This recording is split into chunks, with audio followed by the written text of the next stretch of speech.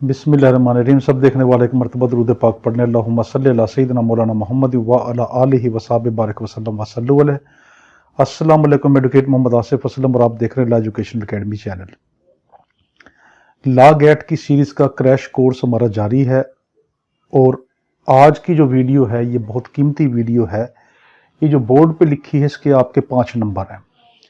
देखें, किसी नंबर को आपने जो है ना वो ये कम नहीं समझना कि ये नंबर कम है, इसका क्या होगा।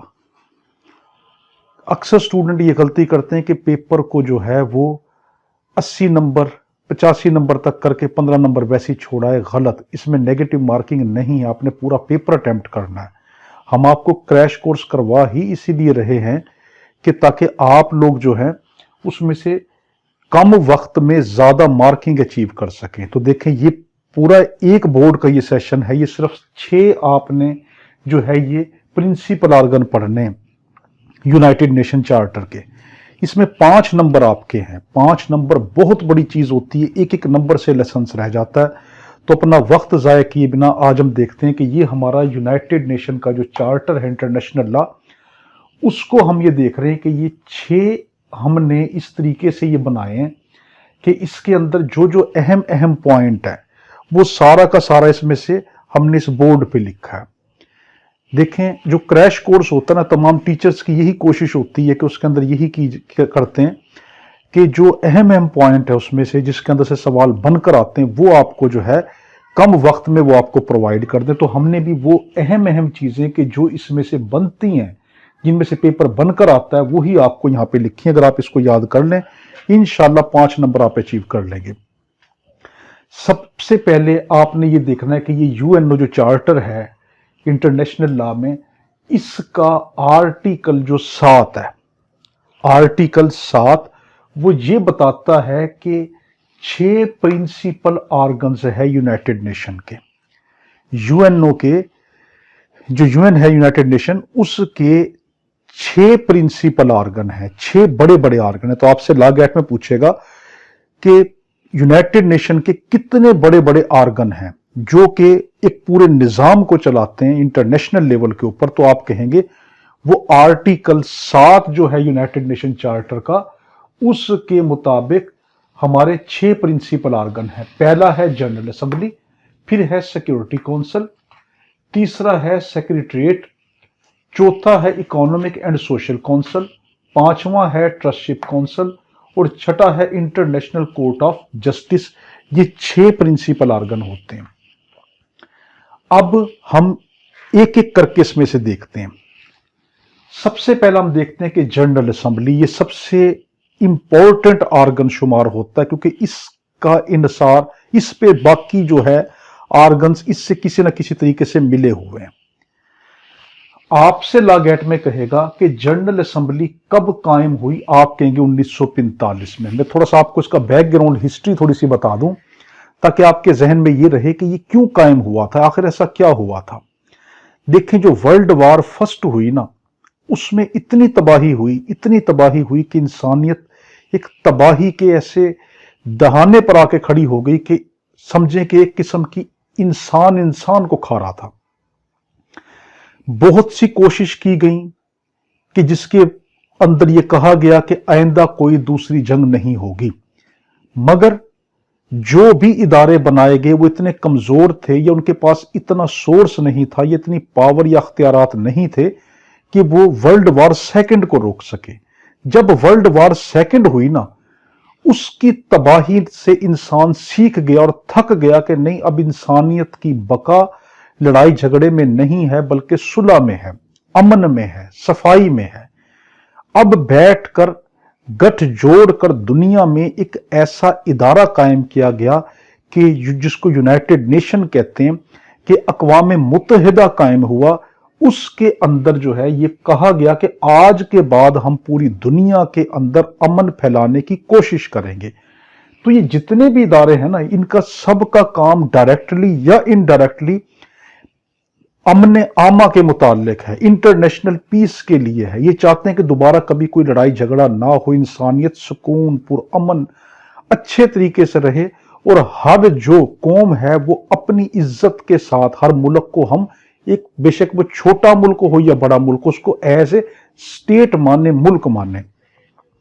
जैसे अमेरिका की इज्जत है उसी तरीके से समझो कि श्रीलंका की भी इज्जत है, उसी तरह पाकिस्तान की भी इज्जत है। ये नहीं देखा जाएगा कि मुल्क छोटा है, बल्कि उसको मुल्क माना जाएगा, कंट्री माना जाएगा, स्टेट माना जाएगा। तो उसके लिए ये आर्गन जो हैं ये काम करते हैं। तो ये कब कायम हुए? तो जनरल असेंबली आपसे लॉ गेट में पूछे कब कायम हुई, आप कहेंगे 1945 में इसकी फॉर्मेशन हुई। इसको किस एब्रीवेशन से लिखते हैं? इसको लिखते हैं GA से भी लिखते हैं जनरल असेंबली, ये इसको United nation general assembly UNGA से भी लिखते हैं। और ये एक्टिव इदारा है, यानी ये काम कर रहा है, ठीक है, ये पैसिव इदारा नहीं है। एक और मैं आपको बड़ा कीमती नुक्ता बता रहा हूं जिसकी वजह से आप फेल होने से रह जाएंगे और आपके इसमें नंबर जो है वो 1 नंबर आपका अचीव हो जाएगा। वो क्या? आपने आंखें बंद करके सब में यह कहना है कि 5 इदारों का हेडक्वार्टर न्यूयॉर्क सिटी है, 5 इदारों का। छठा जो है ना उसको छोड़ दें, वो है इंटरनेशनल कोर्ट ऑफ जस्टिस। ये 1 नंबर आपका वैसे अचीव हो जाएगा। इंटरनेशनल कोर्ट ऑफ जस्टिस का जो हेडक्वार्टर जो है वो नेदरलैंड है, हॉग एट पीस पैलेस में, ठीक है। सिर्फ किसका? इंटरनेशनल कोर्ट जस्टिस जो है उसका हेडक्वार्टर नेदरलैंड है, यानी कि Hague at the peace palace में। इसको छोड़कर बाकी जो 5 हैं इन सब का आंखें बंद करके आपने क्या कह देना है कि इनका हेडक्वार्टर न्यूयॉर्क सिटी। तो ये याद रख लेनी टिप। तो हेडक्वार्टर जनरल असेंबली का कहां है? हेडक्वार्टर कौन सा है? New York city. लॉ गेट में पूछेगा कि इसके कितने मेंबर हैं जनरल असेंबली के, आप कहेंगे इसके 139 मेंबर हैं, 139 मेंबर हैं। और वो सब के सब आल जो मेंबर हैं वो यूनाइटेड नेशन ऑर्गेनाइजेशन के मेंबर हैं। अक़वाम मुत्तहिदा के जितने 139 मेंबर हैं वो सब के सब जनरल असेंबली के भी मेंबर हैं। तीसरा सवाल आपसे लॉ गेट में पूछेगा कि इसकी कंपोजिशन क्या है, इसमें कितने लोग काम करते हैं, कैसे काम करते हैं। आप कहेंगे इसका जो हेड होता है वो प्रेसिडेंट है, इसमें 21 वाइस प्रेसिडेंट है। एक और चीज के क्योंकि जगह छोटी थी इसलिए मैंने एब्रीवेशन में लिखा है। और दूसरी चीज ये कि कहीं पर मैंने स्पेलिंग शॉर्ट करके लिखे, तो कभी ये ना समझें कि स्पेलिंग मिस्टेक है, स्पेलिंग मिस्टेक नहीं है, बल्कि मैंने शॉर्ट करके लिखा ताकि थोड़े वक्त में आपको ज्यादा से ज्यादा चीजें एक ही लेक्चर में प्रोवाइड कर दी जाए। तो इसमें प्रेसिडेंट है, 21 वाइस प्रेसिडेंट है, चेयरमैन हैं जो 6 हैं, और वो क्या है? मेंबर कमेटी के हैं, ठीक है। प्रेसिडेंट, 21 वाइस प्रेसिडेंट, एक प्रेसिडेंट है, 21 वाइस प्रेसिडेंट है, चेयरमैन है 6 जो मेंबर कमेटी के हैं, और उसके अलावा इसमें 5 परमानेंट मेंबर हैं। जो 5 परमानेंट मेंबर हैं ना इसमें, वो वाइस प्रेसिडेंट के तौर पे भी काम करते हैं। 21 प्रेसिडेंट में, 21 वाइस प्रेसिडेंट में जो 5 हैं वो परमानेंट मेंबर हैं। वो परमानेंट मेंबर हम आगे जाके देखेंगे कि ये कैसे होते हैं। तो देखें इसकी कंपोजिशन में क्या है? प्रेसिडेंट, 21 वाइस प्रेसिडेंट, 6 मेंबर हैं, और 5 जो इसमें वाइस प्रेसिडेंट है वो कौन है? 21 में से 5 कौन से हैं? जो परमानेंट मेंबर हैं यहां पर।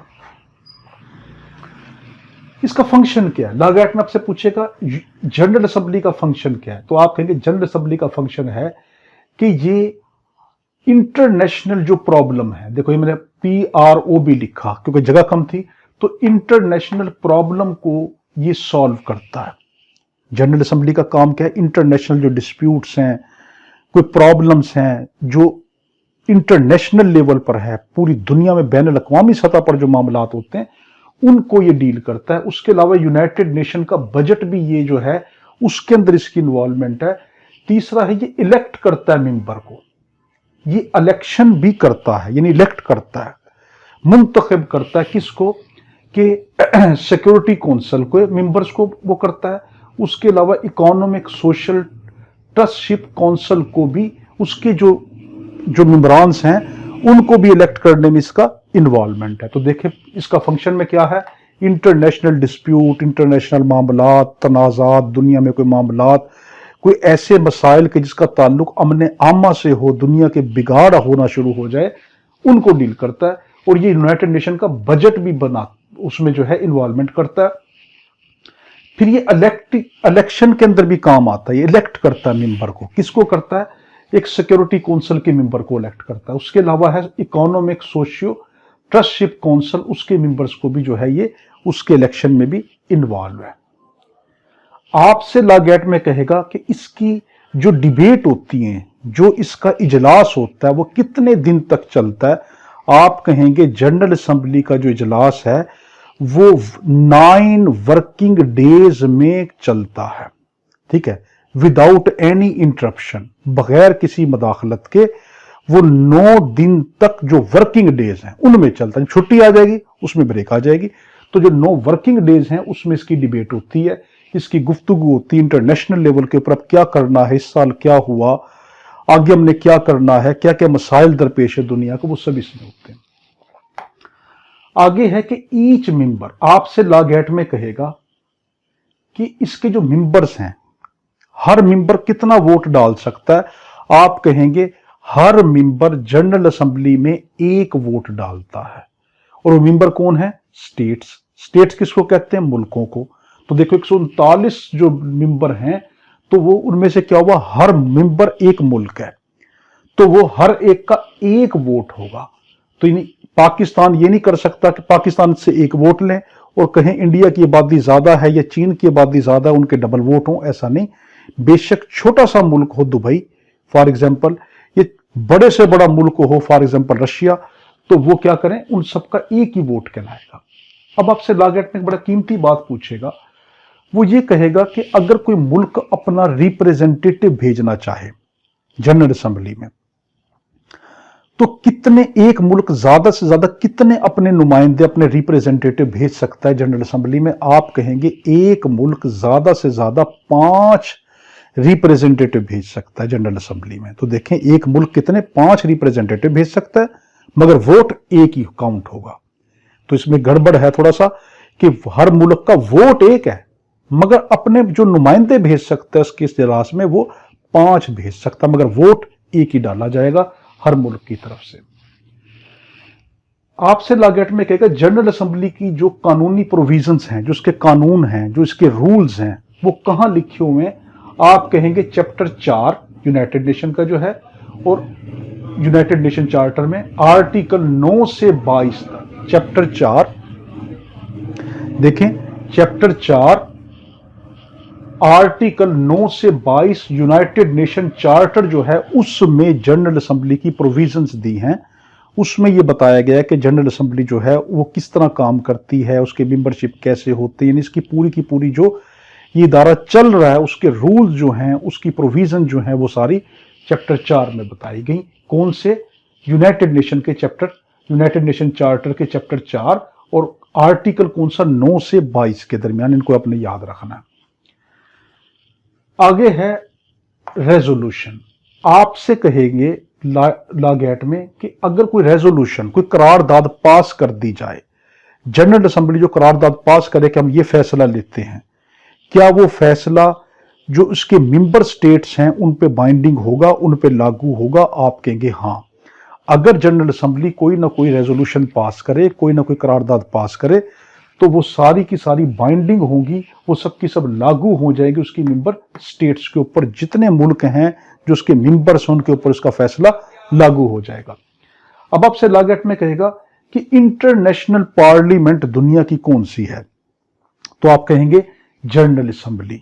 ये एक ऐसा इदारा है कि जिसमें 139 मेंबर शामिल हैं, 139 स्टेट शामिल हैं। देखें तो यानी एक किस्म की पूरी दुनिया की जो पार्लियामेंट है, वर्ल्ड पार्लियामेंट जो है वो जनरल असेंबली कहलाती है। तो इसलिए इसके आपसे लागैट में ये कह सकता है कि इंटरनेशनल पार्लियामेंट जो है वो कहलाती है इकोनॉमिक एंड सोशल काउंसिल या सिक्योरिटी काउंसिल। आपने गलत, इंटरनेशनल पार्लियामेंट जो कहलाएगी वो जनरल असेंबली कहलाएगी। आपसे लागैट में कहेगा क्या general assembly policy making body है? आप कहेंगे हां, ये पॉलिसियां भी बनाती है, ये आने वाले वक्तों के लिए स्कीम बनाती है कि अब हमने क्या करना है, किस तरह चलना है, क्या होना है, वो सारी की सारी स्कीम ये पॉलिसी मेकिंग बॉडी भी है। तो हमने जनरल असेंबली के जितने भी इंपॉर्टेंट पॉइंट थे जो लागैट में पूछ सकता है वो सारे अल्हम्दुलिल्लाह हमने इसमें से देख लिए। तो इसको आपने गौर से देखना, देखो कितनी मुश्किल चीज नहीं है। ये छोटा नजर आता है, जूम करके उसको देख लिया करें, ठीक है। क्योंकि हमारी कोशिश ये होती है कि आपको कम वक्त में ज्यादा मवाद प्रोवाइड करें, एक वीडियो सफिशिएंट आपके लिए बन जाए कि आपको ये ना कि पार्ट में देखनी पड़े, एक वीडियो आपके लिए एक पूरा मसला हल कर दे। तो इसलिए हम उसको छोटा करके लिखते हैं, क्योंकि जगह कम होती है। तो आप या तो स्क्रीनशॉट उसका ले लें या खुद उसकी तस्वीर जो है वो जूम करके जिस तरीके से भी आपको बेहतर लगे वो आप कर लिया करें। तो पहला हमने इसका प्रिंसिपल आर्गन पढ़ा। तो कितने प्रिंसिपल आर्गन है? 6। किस आर्टिकल के तहत? आर्टिकल 7 के तहत 6 प्रिंसिपल आर्गन। हमने एक पढ़ लिया जनरल असेंबली, दूसरा हम पढ़ रहे हैं सिक्योरिटी काउंसिल। ये बड़ा कीमती जो है ये इसका प्रिंसिपल आर्गन है। आपसे लागैट में कहेगा ये कब कायम हुआ, देखो वो भी 1945 में, ये भी 1945 में कायम हुआ। इसका एब्रीवेशन क्या है? यूनाइटेड नेशन सिक्योरिटी काउंसिल, यानी यूएनएससी। तो इससे आप पेपर में लागैट में ये भी दे सकता है आपको, यूएनएससी किसका एब्रीवेशन है, किसको कहते हैं? तो आप कहेंगे यूनाइटेड नेशन सिक्योरिटी काउंसिल इसका है। फिर वही चीज के हेडक्वार्टर का है, वो मैंने आपसे पहले कह दिया, आंखें बंद करके आपने क्या कह देना कि 5 जितने हैं इंटरनेशनल कोर्ट जस्टिस, अदालत को छोड़कर, इंटरनेशनल अदालत को छोड़ दें, उसका जो हेडक्वार्टर है वो नेदरलैंड है। बाकी सब प्रिंसिपल जो 5 आर्गन है उनका हेडक्वार्टर न्यूयॉर्क सिटी है। तो सिक्योरिटी काउंसिल का हेडक्वार्टर कहां पे है? न्यूयॉर्क सिटी में। आपसे लागैट में पूछेगा कि इसके मेंबर कितने हैं, आप कहेंगे इसके कुल 15 मेंबर हैं। इसके 15 मेंबर हैं, उसमें से जो 5 मेंबर हैं ना वो परमानेंट हैं, वो 5 स्टेटें हैं, ठीक है, जिनमें अमेरिका है, चाइना है, रशिया वगैरह है। तो यानी जो 5 जो मेंबर हैं, बस अपने जहन में इतना रखना है, इसके 5 मेंबर जो है वो परमानेंट है और 10 मेंबर जो है वो टेम्परेरी है, वो इलेक्ट होते रहते हैं, मगर 5 जो है वो हमेशा के लिए बैठ गए इसमें, वो 5 मेंबर परमानेंट है। तो टोटल मेंबरशिप कितनी है इसकी सिक्योरिटी काउंसिल की? 15 लोग। 15 में से 5 परमानेंट मेंबर और बाकी 10 टेम्परेरी मेंबर हैं। अब मैं बड़ा कीमती आपको नुक्ता बता रहा हूं, जब कोई बहुत बड़ा फैसला करना हो सब्सटेंटिव प्रोसीजर पर, एक होता है प्रोसीजरल प्रोसीजर पर, इन लोगों के प्रोसीजर वगैरह पास करना है, ये करना है कि किस तरीके से काम किया करें, ये मामूली मसला है। इसके अंदर जो है 5 मेंबर का फैसला हो या ना हो उसकी अहमियत कम है, मगर जब इसका सब्सटेंटिव, हम देखते इसमें कि जब इसमें सब्सटेंटिव रेजोल्यूशन पास होती है ना, कि अब कोई इकदाम उठाने वाले होते हैं, अपना एक नया कानून पास करने वाले होते हैं, सब्सटेंटिव प्रोसीजर बनाना होता है इन्होंने, तब 5 मेंबर्स की जो है वो जो परमानेंट मेंबर हैं वो 5 के 5 मानेंगे तो सब्सटेंटिव जो है रेजोल्यूशन पास होगी। दोबारा देखें, मैं सिंपल मिसाल से आपको समझाता हूं। जैसे मसला कश्मीर है, मसला कश्मीर अभी तक दुनिया के अंदर देखो हमने अक़वाम मुत्तहिदा में इसको उठाया, मगर वो क्यों हल नहीं होता? वो यूं हल नहीं होता कि जो 5 मेंबर है ना, इन 5 में से 4 मान जाते हैं, एक कहता है कि नहीं मैं नहीं मानता। अब देखो 15 में से 14 मान गए, मगर एक जो मेंबर है, फॉर एग्जाम्पल वो कोई भी है, एक्स हो, वो एक मेंबर जो है वो किन में से आएगा? उन 5 परमानेंट में से। 10 के 10 मान्य हुए, यहां से 10 नॉन परमानेंट मेंबर मान्य हुए और यहां से 5 में से 4 परमानेंट मेंबर माने, मगर सिर्फ एक मेंबर नहीं माना। वो कौन सा है? परमानेंट में से। अब वो फैसला नहीं हो सकता। तो देखिए इतने बड़े बड़े जो फैसले होते हैं ना, उनमें रुकावट क्या होती है कि जो 5 मेंबर हैं दुनिया के, वर्ल्ड के, यूनाइटेड नेशन के, उन 5 परमानेंट मेंबर जिस मामले के ऊपर फैसला हां कर देंगे वो हां हो जाएगा। उन 5 में से 4 ने फैसला कर दिया, मगर एक जो है उसने अपनी वीटो पावर का इस्तेमाल किया, वो नहीं करता, तो मामला अटका रह जाता है। तो ये बड़ा कीमती है, ये सिक्योरिटी काउंसिल दुनिया के सिक्योरिटी के लिए, दुनिया के तहफ़्फ़ुज़ के लिए, दुनिया की ऊपर हमले रोकने के लिए, मुल्कों की हिफाजत के लिए, उन मामलात में आता है। तो इस कब कायम हुआ? 1945 में। Headquarter New York city. Total membership कितनी है? 15। 5 परमानेंट मेंबर हैं और 10 जो है नॉन परमानेंट मेंबर हैं। अभी मेंबर क्या होती है? स्टेट होती है, मुल्क होते हैं, ठीक है। ये जो मेंबर होते हैं इसमें मुल्क हैं। आपसे लागैट में कहेगा अगर कॉन्स्टिट्यूशनल अमेंडमेंट करनी हो तो सिक्योरिटी काउंसिल में कॉन्स्टिट्यूशनल अमेंडमेंट किस आर्टिकल के तहत की जाती है? आप कहेंगे article 108 United nation charter. United nation charter का आर्टिकल 108, उसके तहत कॉन्स्टिट्यूशनल अमेंडमेंट की जाती है। आपसे लागेट में कहेगा कि जो हमारे पास सिक्योरिटी काउंसिल है, इसका इलेक्टिव बॉडी क्या है, यानी ये क्या करता है? सिक्योरिटी काउंसिल क्या, जिस तरीके से यहां पर जनरल असेंबली जो है वो भी इलेक्शन के अंदर जो है इलेक्ट करता था मेंबर्स को, इलेक्ट मेंबर करता था, तो यहां ये भी इलेक्ट करता है मेंबर्स को। इसको भी अथॉरिटी कि किस किस को इलेक्ट करता है? इंटरनेशनल कोर्ट जस्टिस के जज को जो है उसको इलेक्ट करने में, उसको सिलेक्ट करने में इसका हाथ होता है। इसके अलावा वो किस आर्टिकल के तहत होता है? जो इंटरनेशनल कोर्ट जस्टिस का जो जज है वो किसके तहत? अंडर आर्टिकल 4 और 8। आर्टिकल 4 और 8 वो कौन सा? Of statute international court justice के तहत। देखें, इंटरनेशनल कोर्ट जस्टिस का आर्टिकल 4 और 8 के तहत जो सिक्योरिटी काउंसिल है वो क्या करती है? इंटरनेशनल कोर्ट्स के जो जज हैं उनका सिलेक्शन करती है। ये आपने लागेट में कहना। इसके अलावा ये रिकमेंड करती है सेक्रेटरी जनरल, जो सेक्रेटरी जनरल है उसकी भी रिकमेंडेशन करती है कि तजवीज देती है कि आप इसको सेक्रेटरी जनरल रख लें। तो ये किसके तहत करती है? आर्टिकल अंडर आर्टिकल 97 के तहत, मगर यूनाइटेड नेशन चार्टर। अब देखो जमीन आसमान का फर्क है। ये आर्टिकल है यूनाइटेड नेशन चार्टर का, मगर जो जज वाला है ना, ये ख्याल रखना, वो है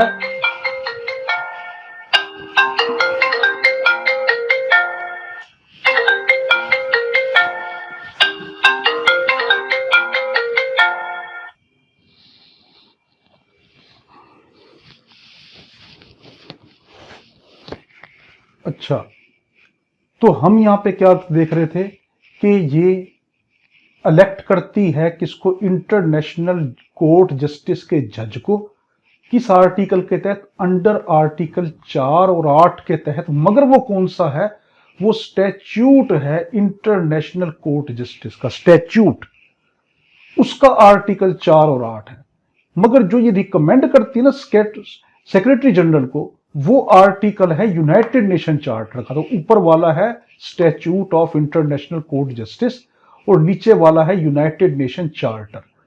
तो ऊपर वो जो है वो अलग जो है, समझे कि अलग किताब है, अलग पोर्शन है, ये अलग पोर्शन है।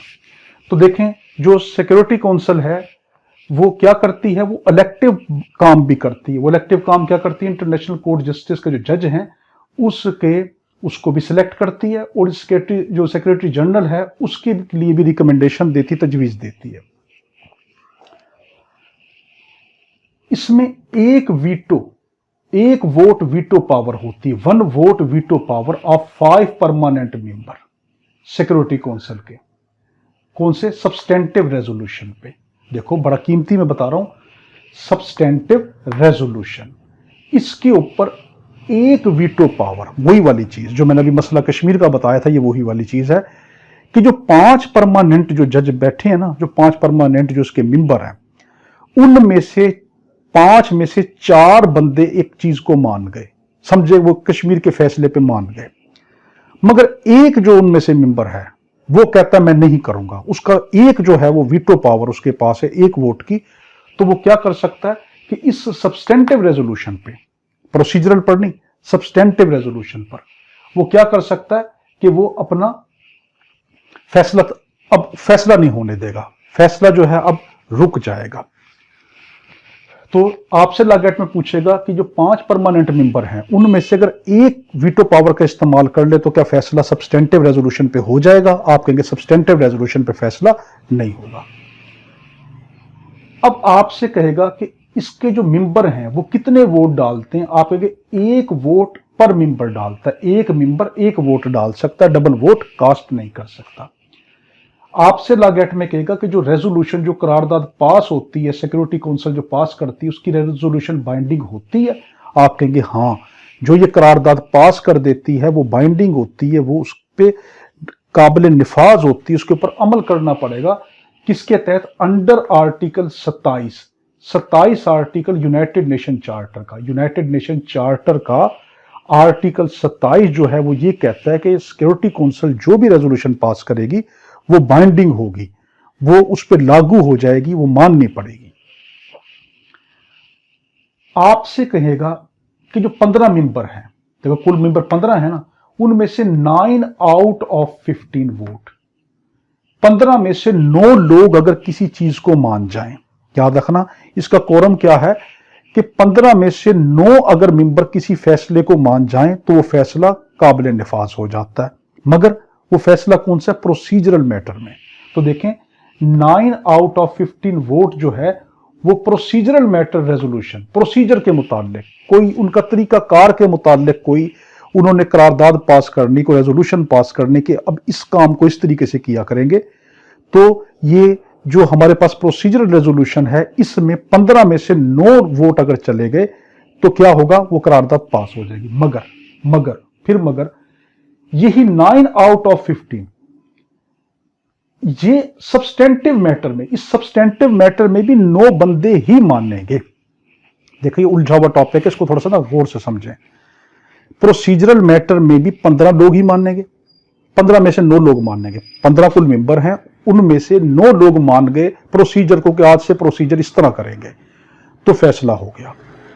सब्सटेंटिव मैटर, कोई कानून पास कर रहे हैं, फॉर एग्जांपल कोई कानून पास कर रहे हैं, बड़ा कीमती कानून है, उसके ऊपर 15 में से 9 लोगों को ही मानना पड़ेगा तो फैसला होगा। मगर जमीन आसमान का फर्क है प्रोसीजरल में 9 का मानना और सब्सटेंटिव में 9 का मानना। उस ऊपर जो प्रोसीजरल में जो 9 लोग मानने थे ना, उसमें जरूरी नहीं है कि 5 जो परमानेंट मेंबर है वो सारे के सारे माने, ठीक है। तो जो ऊपर वाला जो प्रोसीजरल मैटर है उसमें ये जरूरी नहीं है कि जो 9 में से 5 वो लोग हों पूरे के पूरे जो परमानेंट है। मगर नीचे जो सब्सटेंटिव मैटर है ना, इसमें सबसे बड़ा जो पेचीदगी है वो ये है कि इसमें भी 9 लोग ही फैसला कर सकते हैं, मगर उन 9 में से 5 वो होने चाहिए कि जो परमानेंट मेंबर हैं, बाकी 4 जो हैं वो नॉन परमानेंट मेंबर बन सकते हैं। तो अगर नीचे वाले मामले में 9 परमानेंट मेंबर में से 4 मान गए हैं और 4 जो है, जो 5 हैं वो नॉन परमानेंट हैं, तो फिर फैसला नहीं होगा। तो दोबारा फिर देख लें कि प्रोसीजरल मैटर में 9 लोग मान जाएंगे 15 में से तो फैसला हो गया। जरूरी नहीं कि उन 9 में से 5 परमानेंट मेंबर माने, उनमें से 4 भी मान सकते हैं। मगर नीचे जो सब्सटेंटिव मैटर है उसमें से 15 में से 9 का ही मानना जरूरी है, मगर उन 9 में से आपको 5 परमानेंट मेंबरों को लाजमी शामिल करना पड़ेगा। एक भी परमानेंट मेंबर उसमें से गायब हुआ या उसका वोट नहीं आया तो फिर सब्सटेंटिव मैटर पास नहीं होगा। लॉ एक्ट में कहेगा इसकी जो रेजोल्यूशन पास होती है सिक्योरिटी काउंसिल की, इसको क्या कहते हैं? आप कहेंगे UNSCR, United nation security council resolution. तो ये अगर आपको एब्रीविएशन दे दे UNSCR तो उसका मतलब क्या है? United nation security council resolution. आपसे लॉ एक्ट में कहेगा इसका मेन फंक्शन क्या है? आप कहेंगे इंटरनेशनल पीस को डेवलप करना। मेन फंक्शन इसका ये है कि ये इंटरनेशनल पीस को डेवलप करती है, ये दुनिया में अमन व आमा को कायम करती है। ये कहती दुनिया का अमन ना बिगड़े, और कोई मुल्क, कोई स्टेट जो अगर दुनिया के अमन को बिगाड़ती है, जंग लागू करती है, तहाशा माशरे के अंदर जो है, जो दुनिया में इंतशार फैलाती है, कोई जंगबाजी करती, कोई भी इस तरह का मसला करती जिससे इंटरनेशनल पीस, दुनिया का अमन तबाह हो रहा है, तो ये क्या कर सकती है? यूज फोर्स, ये अपनी ताकत का इस्तेमाल कर सकती है। अपनी इंटरनेशनल जो फोर्स है उसको हुक्म दे देगी इस मुल्क के खिलाफ आप जाके ना अपनी ताकत इस्तेमाल करें, ये क्यों इस तरीके से दुनिया के कानून को तोड़ता है। तो उसका मेन फंक्शन ये है। आपसे लॉ एक्ट में कहेगा कि जो प्रोविजंस हैं सिक्योरिटी काउंसिल की, प्रोविजन, इसके कानून वगैरह के, ये क्या करता है, किस तरह बनता है, इसके क्या प्रोसीजर, वो कहाँ है? आप कहेंगे वो यूनाइटेड नेशन का चार्टर, यूनाइटेड नेशन का चार्टर का चैप्टर 5 और आर्टिकल 23 से 32 के दरमियान है। आर्टिकल 23 से 32 के दरमियान है। कौन सा? यूनाइटेड नेशन का जो चार्टर है उसका चैप्टर 5 आर्टिकल 23 से 32 के दरमियान तमाम वो प्रोविजंस हैं जिसका ताल्लुक सिक्योरिटी काउंसिल से है। आपसे कहेगा इसके जो टर्म है मेंबर्स की वो कितनी होती है, आप कहेंगे जो इसके टर्म है वो 2 ईयर है, 2 ईयर है bye general assembly. General assembly की वो करवाती इसकी टर्म। नॉन परमानेंट मेंबर, जो नॉन परमानेंट मेंबर हैं उसकी टर्म कितनी है, 2 साल। और वो किसके थ्रू होती है, मैं कहा था कोई जनरल असेंबली आया था ना, सिक्योरिटी काउंसिल, देखिए आ गया सिक्योरिटी काउंसिल। तो देखो सिक्योरिटी काउंसिल के जो मेंबर्स हैं उसका जो ऑफिस की टर्म है नॉन परमानेंट वालों की वो 2 साल होती है। लॉ-गेट में आपसे कहेगा अगर किसी मुल्क ने जो इसका मेंबर है, जो मुल्क हैं यूनाइटेड नेशन के, अगर वो कोई गलती करें, कोई जुर्म करें, तो क्या ये उसके जो राइट्स हैं, प्रिविलेजेस हैं, उनको सस्पेंड कर सकती है? आप कहेंगे हाँ। बड़ा कीमती। सिक्योरिटी काउंसिल को इतना अख्तियार है कि अगर एक मुल्क ज्यादती कर रहा है तो उस मुल्क के जो हकूक होते हैं, इंटरनेशनल जो राइट्स हैं, वो जो इंटरनेशनल प्रिविलेजेस हैं उसको जो दी जाती हैं, उसको रियायतें दी जाती हैं, उन सब को जो है ये सस्पेंड कर सकती है और फिर रिस्टोर भी कर सकती है। तो आपसे लॉ-गेट में कहेगा सस्पेंड की हुई थी, क्या उसको रिस्टोर कर सकती है, दोबारा बहाल कर सकती है? हाँ, ये कर सकती है। तो हमने दूसरा प्रिंसिपल ऑर्गन भी पढ़ लिया। तीसरा प्रिंसिपल ऑर्गन है सेक्रेटरीट। ये आपसे लॉ-गेट में पूछेगा ये कब कायम हुआ, आप कहेंगे 1945 में। इसका हेडक्वार्टर कहां पे है, न्यूयॉर्क में। इसका हेड या चीफ एडमिन ऑफिसर कौन है, यानी इसका हेड कौन है, चीफ एडमिन ऑफिसर इसका कौन है? तो आप क्या कहेंगे कि इसका जो हेड या चीफ एडमिन ऑफिसर है वो सेक्रेटरी जनरल कहलाता है। तो क्या सेक्रेटरीट का जो हेड है वो कौन है, सेक्रेटरी जनरल। आपसे पूछेगा सेक्रेटरी जनरल का जो ऑफिस है वो कितने सालों के लिए कायम होता है, आप कहेंगे 5 साल के लिए। आपसे कहेगा इनका जो डिबेट सेशन होता है, जो इनका एक इजलास बैठता है, सेशन होता है, वो कब होता है, आप कहेंगे जुलाई, हर साल पर ईयर, हर साल की जुलाई में इनका सेशन बैठता है। आपसे लॉ-गेट में पूछेगा कि सेक्रेटरीट की जो प्रोविजंस हैं, यानी सेक्रेटरीट का जो डिपार्टमेंट है, ये जो ऑर्गन है प्रिंसिपल ऑर्गन तीसरा, इसकी प्रोविजन, इसके मुतालिक कवानीन के ये कैसे काम करता है, इसको क्या करना चाहिए, क्या नहीं करना चाहिए, वो तमाम चीजें कहां पे आएंगी, आप कहेंगे कि वो किसके अंदर होगी वो प्रोविजन, यूनाइटेड नेशन का चार्टर, उसका चैप्टर 15, यूनाइटेड नेशन का चार्टर का चैप्टर 15 और आर्टिकल 97 से 101 के अंदर जो जितना भी है ये सारी इसकी प्रोविजंस हैं। आपसे लॉ-गेट में पूछेगा सेक्रेटरीट का जो स्टाफ है पूरी दुनिया में वो कितना है, वो आप कहेंगे 40,000 के लगभग इसका जो है वो स्टाफ है पूरी दुनिया में। इतना बड़ा है कि ये जो है वो स्कोप पे काम करता है।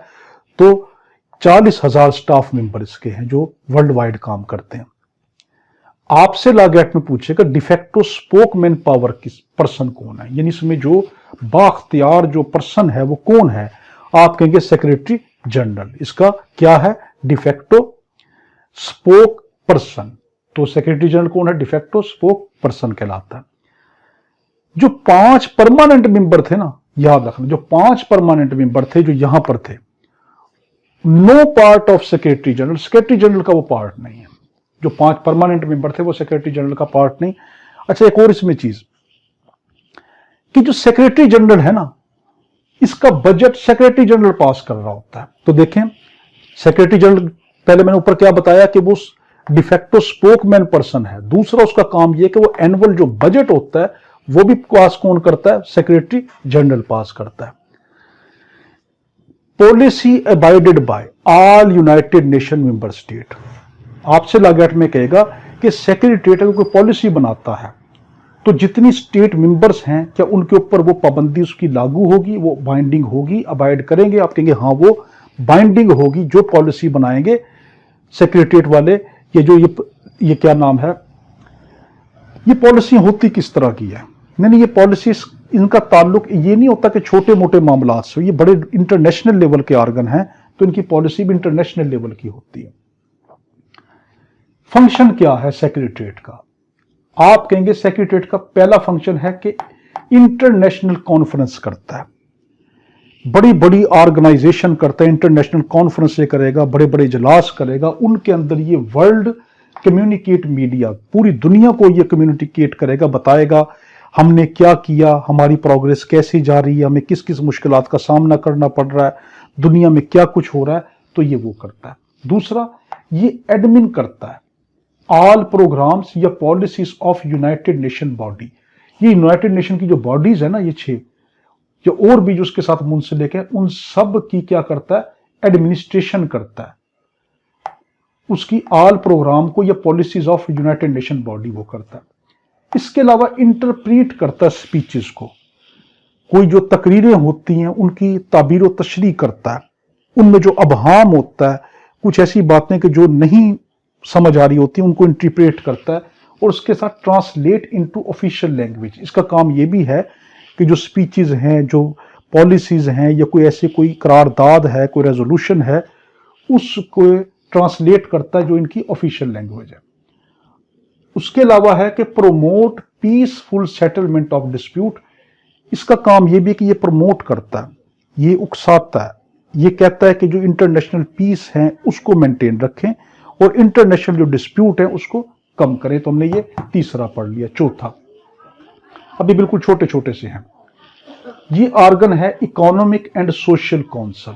इकोनॉमिक एंड सोशल काउंसिल वही, इसका हेडक्वार्टर का है, मैंने क्या कहा था, 5 के 5 का न्यूयॉर्क है। इसके मेंबर कितने हैं, 54।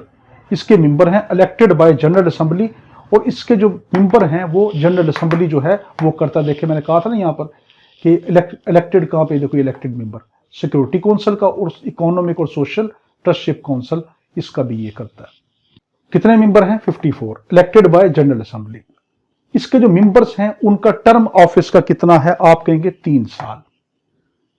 फिर आपसे लागेट में कहेगा कि ये इस्टेब्लिश्ड कैसे हुआ,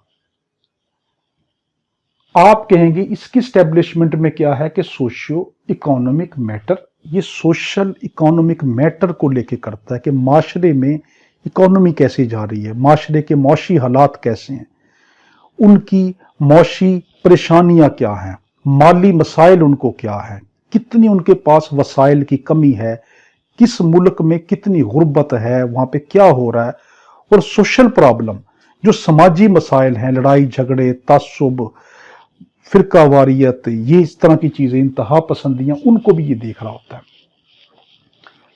ये किसको करता है कि 14 यूनाइटेड स्पेशल एजेंसीज, उसकी इस्टेब्लिशमेंट में भी इसका हाथ है कि 14 जो यूनाइटेड स्पेशल एजेंसीज है उसमें भी, और फंक्शनल कमीशन और 5 रीजनल कमीशन। तो देखिए ये इस्टेब्लिशमेंट इसकी क्या है, इसमें सोशो इकोनॉमिक मैटर के अंदर क्या करता है, 14 यूनाइटेड जो स्पेशल एजेंसीज है उसके लिए फंक्शनल कमीशन और 5 रीजनल कमीशन जो हैं उनकी इस्टेब्लिशमेंट इसके साथ जुड़ी हुई है। इसका सबसे अहम ये वाला पोर्शन है कि इसका फंक्शन क्या है। इसका फंक्शन सबसे पहले है कि solve international socio economic issue. ये इंटरनेशनल जो सोशल और इकोनॉमिक जो इश्यूज हैं उनको ये सॉल्व करने की कोशिश करता है कि एक मुल्क के पास कितनी गुर्बत है, उसकी आबादी कितनी है, वहां पे किसकी चीज की कमी है, उस मुल्क के अंदर सेहत का निज़ाम कैसा है, तालीम का निज़ाम कैसा है, वहां के लोगों का म्यार जिंदगी क्या है, वो किस मुश्किलात और माली मसाइल का सामना कर रहे हैं, इसका काम यही है। तो ये क्या करता है, सॉल्व करता है इंटरनेशनल सोशल और इकोनॉमिक इश्यूज को। उसके अलावा हेल्थ को, कि माशरे की हेल्थ कैसे जा रही है, लोग कितने ऐसे हैं कि जिनको सेहत की सहूलियात मुयस्सर दुनिया में नहीं आ रही, उनको देखता है। इंप्लॉयमेंट्स को देखता है, कितनी बेरोजगारी है या कितने रोजगार पे लोग हैं, उनको देखता है। ह्यूमन राइट्स को भी यही देखता है कि इंसानी जो हकूक हैं, कि एक इंसान के क्या हकूक हैं, वो सारे ह्यूमन राइट्स ये देखता है। फिर हाई लिविंग स्टैंडर्ड, ये भी देखता है कि हम इस तरह का कोई पॉलिसी बनाएं कि हाई लिविंग स्टैंडर्ड हो जाए, कि दुनिया के अंदर जो है वो अच्छे तरीके से लोग अपनी जिंदगी गुजार सकें। तो हमने ये चौथा भी पढ़ लिया। 5वां, ट्रस्टशिप काउंसिल। ये अब इनएक्टिव है, याद रखना। जो ट्रस्टशिप काउंसिल, ट्रस्ट का नाम आपके जब आए ना पेपर में, आपसे पूछेगा इसका लीगल स्टेटस क्या, आप कहेंगे ये इनएक्टिव है, अब ये काम नहीं कर रहा। कब से? 1994 से। क्यों? ये इसलिए बनाया गया था कि वर्ल्ड वार के बाद, थोड़ा सा इसकी हिस्ट्री देख लें, वर्ल्ड वार के बाद वो मुल्क जो गरीब थे, वो मुल्क जो बेसहारा थे, वो मुल्क जो अपने पांव पे खड़े नहीं हो सकते थे, या वो मुल्क जो भी आज़ादी हासिल नहीं किए हुए थे, जो भी गुलामी में ज़िंदगी गुजार रहे थे, उनकी बहाली के लिए, उनकी आज़ादी के लिए, उनको अपने पांव पे खड़ा होने के लिए ये प्रिंसिपल आर्गन कायम किया गया था। 1994 में सब की सब वो जितने ममालिक थे वो सब के सब अपने अपने पांव पे खड़े हो गए, या तो आज़ाद हो गए या किसी दूसरे मुल्क के साथ उन्होंने इल्हाक कर लिया, दूसरे मुल्क को ज्वाइन कर लिया कि मैं आपके साथ एक स्टेट के तौर पे ज्वाइन करना चाहता हूं। तो अब वो मुल्क जिनके लिए बनाया था, वो सारे के सारे जो मुल्क हैं वो अपने अपने जो है मामलात को अचीव कर चुके। तो 1994 में फिर ये इनएक्टिव हो गया, इसका काम खत्म हो गया ट्रस्टशिप का। देखो ट्रस्ट, ठीक है ना, खैराती इदारा। लागत में पूछेगा ट्रस्टशिप कब कायम हुआ, आपके 1945 में। हेडक्वार्टर वही न्यूयॉर्क सिटी। देखो इन पांचों का न्यूयॉर्क सिटी से, छठे का जो है ना वो नेदरलैंड है, जो जज वाला है, जो कोर्ट सिस्टम है। इसके मेंबर कितने हैं? 5 परमानेंट मेंबर थे सिक्योरिटी काउंसिल के। जो सिक्योरिटी काउंसिल के जो मेंबर थे ना, वही इसके मेंबर भी थे जब ये कायम हुआ था। 1994 से खत्म हो गया तो खत्म। अब टर्म मेंबर कितनी थी? 5 साल। 5 मेंबर थे परमानेंट जो इसके थे, वो जो फैसला करते थे, वो इसके भी मेंबर थे। वो कितने साल के लिए मेंबर इसके होते थे? वो 5 साल के लिए। इसका लीगल स्टेटस क्या है? Inactive since 1994। 1994 से अब तक ये बिल्कुल खत्म हो चुका है। आगे है कि as trust territories achieved independence या ज्वाइनिंग। क्यों खत्म हुआ? कि जो ट्रस्ट टेरिटरीज जो थी, वो रियासतें, वो इलाकाई हदूदें, वो ममालिक के जो खैराती दारों पे चल रहे थे, जिनको आज़ादी नहीं मिली थी, उन्होंने इंडिपेंडेंस हासिल कर ली, आज़ादी हासिल कर ली, या किसी मुल्क को ज्वाइन कर लिया, तो इसका फंक्शन ही खत्म हो गया। इसका फंक्शन वैसे था क्या? इसका यह था कि एडमिन करता था, ये एडमिनिस्ट्रेशन करता था, इंतजामात चलाता था। किसका? Colonization trust aid. जो कॉलोनी, जो मुल्क जो थे, पहले ये होता था कि छोटी छोटे मुल्कों के ऊपर जो है बड़े बड़े जो मुल्क थे वो काबिज हो जाते थे, उसको अपनी कॉलोनी बना लेते थे। तो उनके इंतजामात को चलाने के लिए जो है ये उसकी एडमिनिस्ट्रेशन करता था, कि ताकि उन गरीब मुल्कों को ट्रस्ट ऐड दिया जाए, खैराती उनकी इमदाद की जाए। फिर इसका काम यह था कि इंडिपेंडेंस के लिए ये कोशिश करता था कि जो मुल्क गुलामी में है उनको आज़ाद करवाया जाए। फिर आफ्टर वर्ल्ड वार क्या?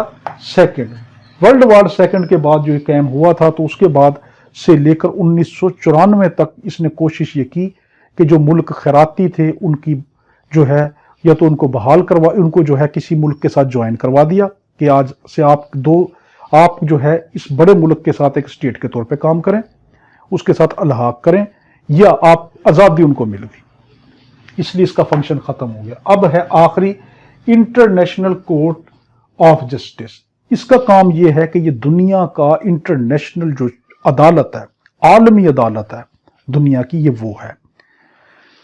आपसे लागत में पूछेगा इसका कब कायम हुई, आपके लिए 1945 में। हेडक्वार्टर क्या है? बस सिर्फ इसका।